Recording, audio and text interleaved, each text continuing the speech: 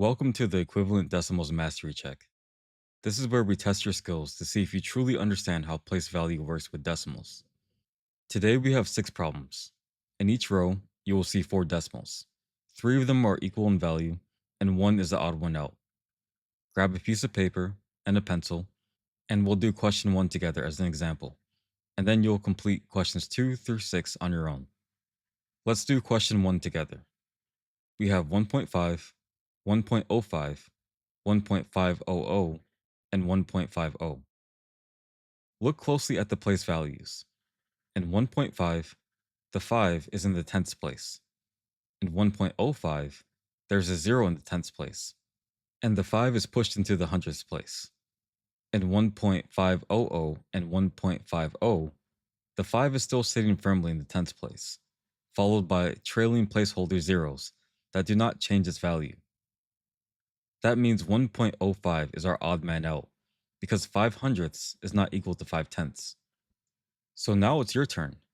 Go ahead and press pause on the video right now. Write down the decimal that does not belong for questions 2, 3, 4, 5, and 6. When you're finished, hit play to check your work against the solutions. Welcome back. Let's check question 2. The first 3 numbers, 0.07, 0.070, and 0.0700, all have 7 in the hundredths place.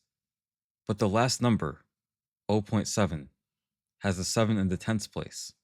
Therefore, 0.7 is the odd one out, because 7 tenths is 10 times larger than 7 hundredths. For question 3, all 4 numbers have 44 whole units. Notice that 44.90, 44.9, and 44.900 all have 9 in the tenths place. Remember the golden rule. Trailing zeros added to the very end of a decimal do not change its value. But a 0 placed before the digit, like in 44.09, pushes the 9 into the hundredths place. That makes 44.09 the decimal that is not equivalent. In question 4, we have a series of 6s and zeros. 0.6, 0.60, and 0.600 all represent 6 tenths. The very first number, 0.006, has 2 leading zeros after the decimal point, placing the 6 into the thousandths place. So 0.006 is our correct answer. Look at question 5. 3.32, 3.320, and 3.3200 each have 3 tenths and 2 hundredths.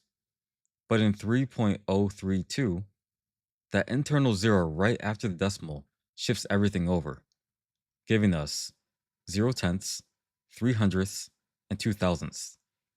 That means 3.032 is not equivalent to the rest. And finally, let's check question 6. Every choice has 1 whole, but in 1.08, the 8 is located in the hundredths place instead of the tenths place. So 1.08 is the odd one out. How'd you do? If you got them all right, you have fully mastered equivalent decimals. Thank you for watching. Make sure to like and subscribe, and I'll see you in the next lesson.